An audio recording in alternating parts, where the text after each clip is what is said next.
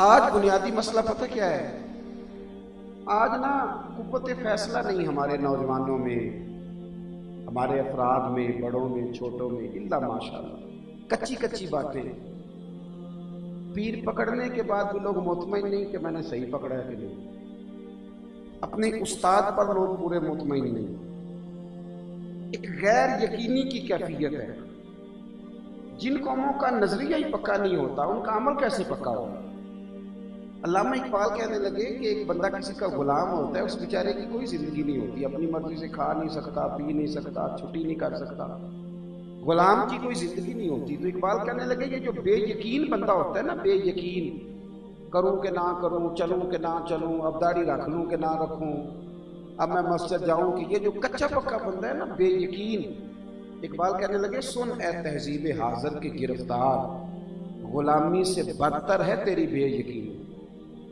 جو تیرا ڈاما ڈول مزاج ہے نا، کچے پکے نظریات، ایمان کی کمزوری. نبی کریم صلی اللہ علیہ وسلم نے فرمایا یقین اس طرح، یہ امام غزالی نے حدیث لکھی ہے، حضور فرمانے لگے یقین اس طرح سیکھا کرو جس طرح تم قرآن سیکھتے ہو. یقین کی دولت سیکھو، یقین کی. مطلب ایک بندہ کھل کے کہہ رہا ہے اسٹیج پہ کھڑا ہو کے، تیرا کھاواں تے تیرے نالے اندر پہلا 50,000 دیو. یہ کون سا تیرا نظریہ ہے؟ نعت پڑھ رہا ہے جم کے، کون دیتا ہے دینے کو، تے نال بھی دھیان ہے ہوتا، پھر نوٹ کدھر سے آ رہے ہیں؟ کچی پکی بات کیوں کرتے؟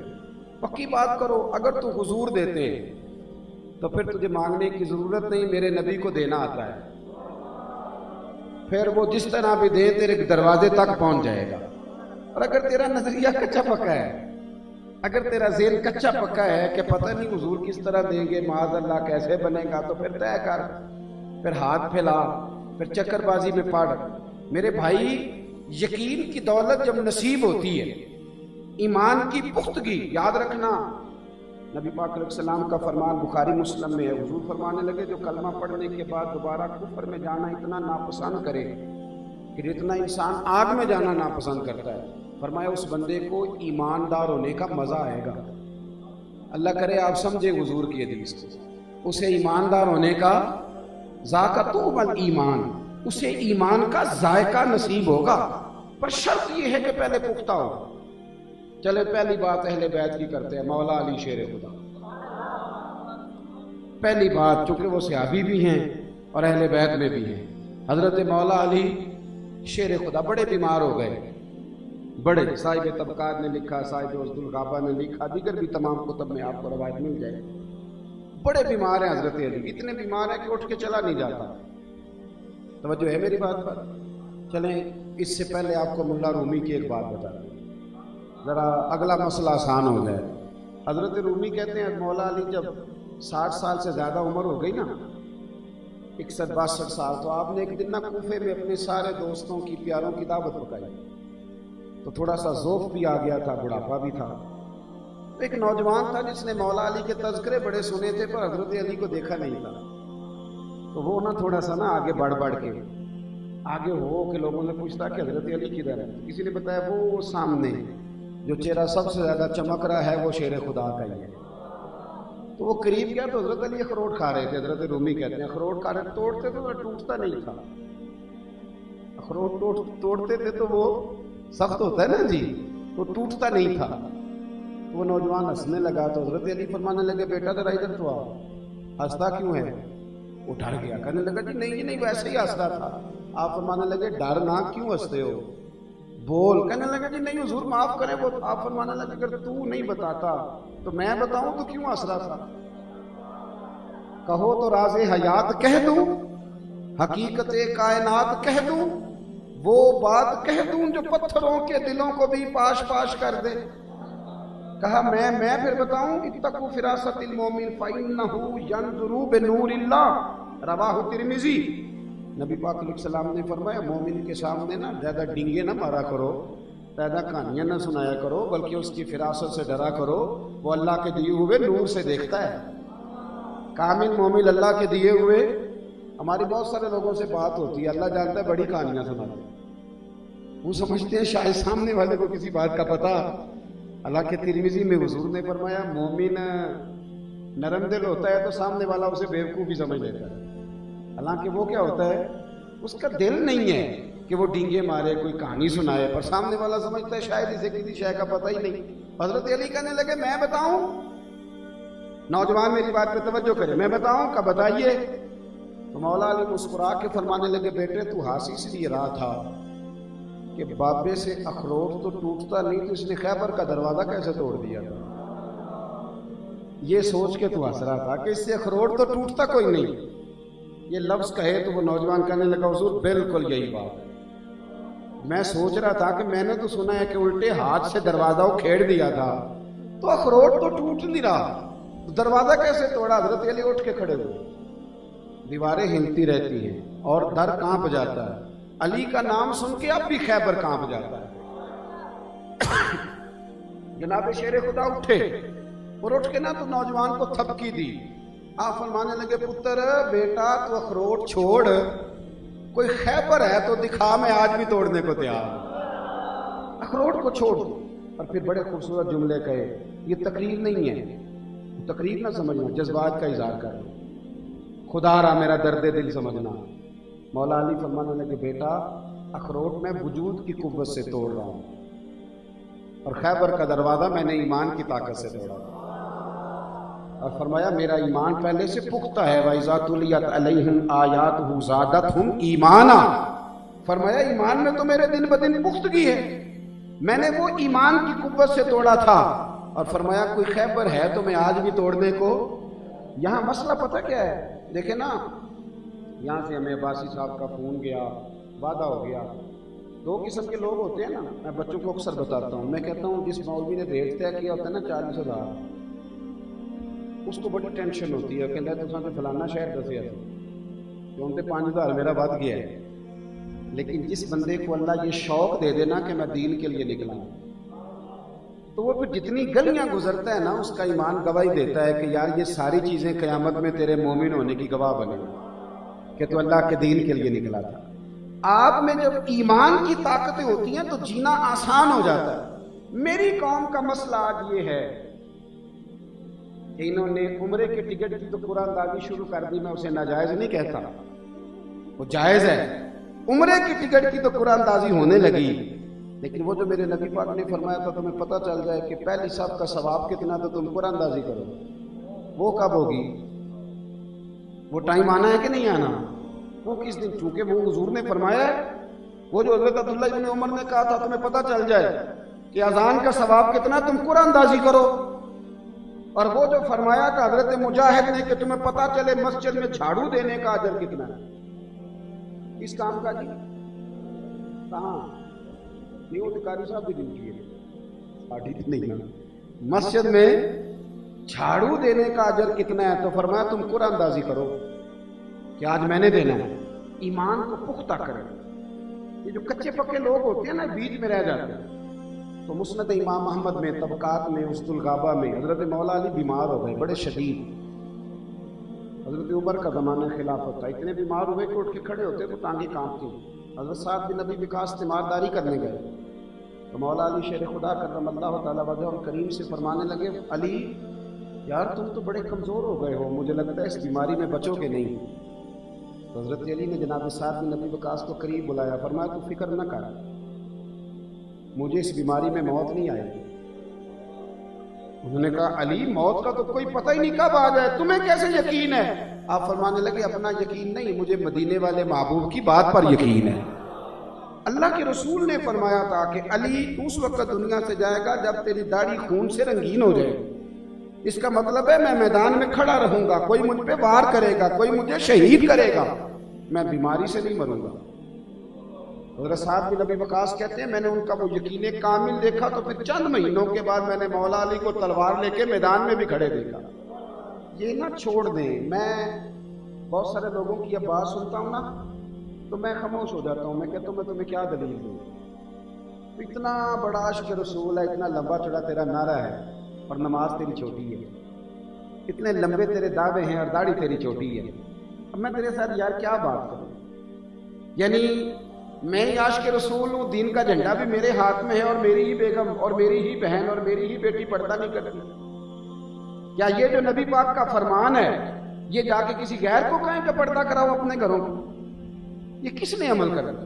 صحابہ اور اہل بیت کا کمال یہ تھا کہ ایمان کی پختگی، یہ کامیابیاں، یہ میدان میں کھڑا رہنا، یہ سیاستوں سے اور کونوں میں بیٹھ کے اور مہرے کھیلنے سے نہیں ہوتا، یہ شطرنج کی بازی چلنے سے نہیں ہوتا کہ میرا پتہ آج کل ٹھیک چل رہا ہے۔ یہ تو ایمان کی قوت سے ہوتا ہے، یہ تو طاقتیں ہیں ایمان کی۔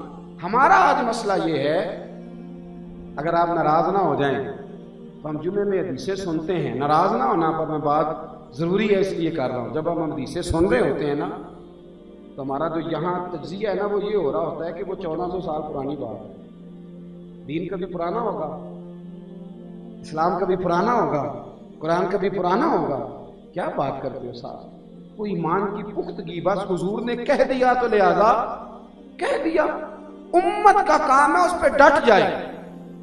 اب صحابہ کی بات سنیے، حضرت سراقہ بن مالک رضی اللہ تعالیٰ،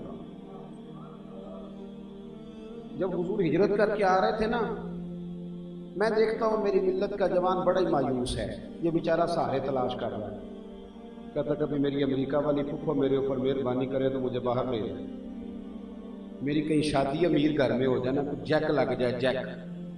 ناراض ہو گئے ہو؟ چلو ہو جو، کوئی گل نہیں، گل تو سچی ہے نا جی، میرا کچھ جیک لگ جائے نا، جیک، راتوں رات امیر۔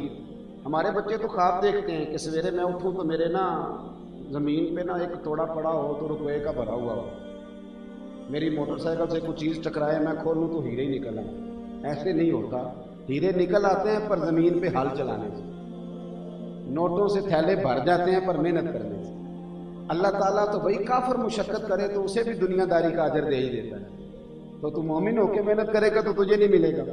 لیکن ہمارا مزاج کاہلانہ، تپا نہیں، مزاج نہیں، اور پھر مایوسی، میں غریب ہوں، کچھ نہیں ہو سکتا۔ دنیا میں جتنے تگڑے لوگ ہیں نا آپ ان کو ڈھونڈ لو، جا کے تلاش کر لو، پیچھے سے آپ کو غریب گھرانوں کے ملیں گے۔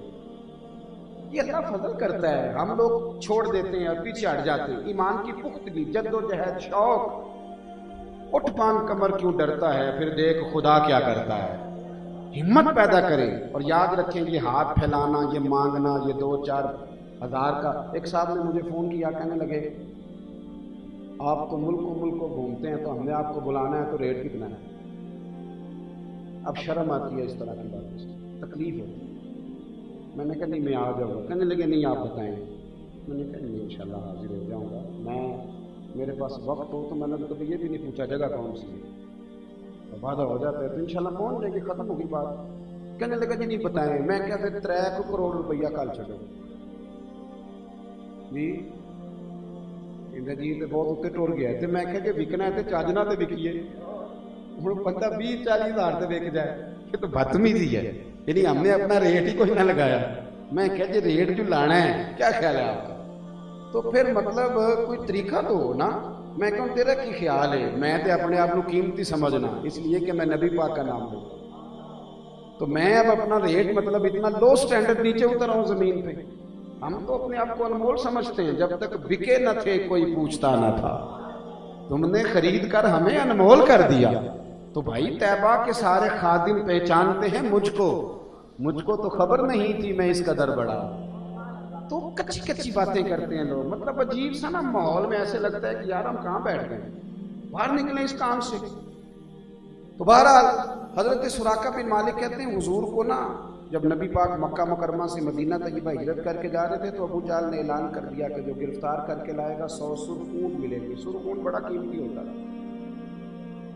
کہتے میں بھی گیا کچھ لوگوں کو لے کے، میں نے حضور کو ایک جگہ پہ پا لیا، اب میں حضور کے قریب بڑھنے لگا، ذرا میرے نبی پاک کا یقین کامل دیکھنا۔ حضرت ابوبکر صدیق نے جناب سراقہ بن مالک کہتے ہیں مجھے دیکھ لیا، ابھی وہ کلمہ نہیں پڑھتے تھے، کہتے ہیں حضرت صدیق ایک بار پریشان ہوئے، حضور نے بھی دیکھ لیا پر نبی پاک اطمینان سے بیٹھے کھجورے تناول فرما رہے تھے۔ اب میرے ساتھ کچھ لوگ بھی تھے اور حضور علیہ السلام کی جماعت کل 3 افراد پر مشتمل تھی۔ کہتے ہیں حضور سے حضرت صدیق ایک بار عرض کرنے لگا یا رسول اللہ سراقہ آ رہا ہے، توجہ ہے میری بات پر؟ تو نبی کریم مسکرائے، فرمایا آ رہا ہے تو آنے دو۔ عرض کی حضور اس کے پاس نیزے بھی ہیں، تلواریں بھی ہیں اور کچھ لوگ بھی ہیں۔ حضور فرمانے لگے کچھ نہیں ہوتا، آنے دو۔ یہ حضور کا یقین کامل ہے हज़रत सिद्दीक़ अकबर को भी कहीं अपना डर नहीं था, डर उन्हें था तो हुजूर की तकलीफ का डर था कि महबूब करीम को कोई तकलीफ ना पहुंचे। जनाब सुराका करीब आए, कहते मैं हुजूर को गिरफ्तार करने लगा तो नबी पाक ने जमीन को हुक्म दिया, जमीन ने सुराका बिन मालिक के घोड़े की टांगे पकड़ ली। जब घोड़ा जमीन में धंसने लगा ना तो सुराका कहते हैं मुझे यकीन आया कि जिनका हुक्म जमीन भी मानती है वो झूठे नहीं, वो सच्चे। तो मैंने अर्ज की, मैंने कहा कि हुजूर मुझे माफ कर दें, मैं आपको गिरफ्तार नहीं करता। तो नबी करीम ने फरमाया जमीन को छोड़ दे। कहते जमीन ने छोड़ दिया। जब छोड़ दिया ना तो मेरे दिल में फिर शैतान ने वसवसा डाला। मैंने कहा हो सकता है कोई जादू चल गया हो, बंदा बीमार होता है तो वादे करता है कोई नमाज नहीं छोड़ती, और जब तंदुरुस्त हो जाता है। ये कुरान मजीद में कई जगह पे रब करीम ने इसको बयान किया, हमारा उन्वान नहीं, वरना ये मुस्तकिल एक मौजू है कि फिर हम भूल जाते हैं। दुखों के दिनों में जो वादे होते हैं वो सुखों में, इसलिए हुजूर अलैहिस्सलाम ने फरमाया था सुखों में दुआएं ज्यादा मांगना, अल्लाह दुखों में तुम्हारी दुआ जल्दी कबूल फरमाएगा, लेकिन सुखों में तो हम दुआ ही नहीं मांगते। आमदाम बरसरे मतलब सुराका कहते हैं मैं फिर बाहर आया, फिर मेरे अंदर से बेईमानी जागी तो मैंने फिर गिरफ्तार करना चाहा तो नबी पाक ने फिर जमीन को हुक्म दिया, जमीन ने फिर टांगे पकड़ ली। कहते धंसने लगा तो फिर मैंने कहा हुजूर माफ कर दे। दिल पे हाथ रख के बताओ, एक गलती के बाद माफ करते हो कि दो के बाद माफी दे देते हो? चलो एक हदीस मुस्नद इमाम अहमद बिन हंबल से पढ़ता हूं, उसे लिख के ना डायरी पे रख लेना। अल्लाह के नबी अलैहिस्सलाम ने फरमाया जिसका भाई उससे माफी मांगने आया, एक शर्त है कि बदअकीदा ना हो, बदमज़हब ना हो, जाती रंजिश हो, कोई खानदानी मसला हो, जिसका भाई उससे माफी मांगने आया और उसने माफ न किया, अल्लाह के रसूल फरमाते हैं मेरे हौजे कौसर पे ना आए, मैं जाम नहीं पिलाऊंगा। यहाँ शादी पे सारी फैमिली जाके बैठी रहती है, फुफा जी राजी नहीं होती। फरमाया हौजे कौसर पे ना, नाम तो डांटे ही बड़े हैं, और अल्लाह खैर करे अब तो पीर नहीं माफी देते, कहते तो मुर्ताद हो गए। खुदा का खौफ करें। आपको पता है रहमतुल लिल आलमीन नबी कितना माफ करते थे, और आप छोटी गलती नहीं माफ कर रहे। असल में डिक्टेटरशिप बड़ी है ना आस्थानों पे, इल्ला माशाअल्लाह। बहरहाल सुराका बिन मालिक कहते हैं कि तीसरी दफा फिर मेरे घोड़े की टांगे पकड़ ली उसने, जमीन ने, तो अब मुझे यकीन आया। मैंने कहा जादू नहीं, लेकिन अब मेरे अंदर यह भी ख्याल था कि अब माफी कोई नहीं मिलेगी, इसलिए कि दो दफा मैं माफी लेके तोड़ चुका हूं, अब मेरे लिए माफी नहीं है। पर ये मेरा दिल तस्लीम करता है ये सच्चे रसूल हैं। सुराका कहते हैं मैंने तीसरी दफा माफी मांगी तो मुझे यकीन था नहीं मिलेगी, पर मैंने जैसे ही कहा ना हुजूर माफ कर दें, मेरे नबी ने सोचने के लिए भी मिनट का वक्त नहीं लिया, मुस्तफा ने उसी वक्त ही माफ फरमा दिया। कहते हैं हुजूर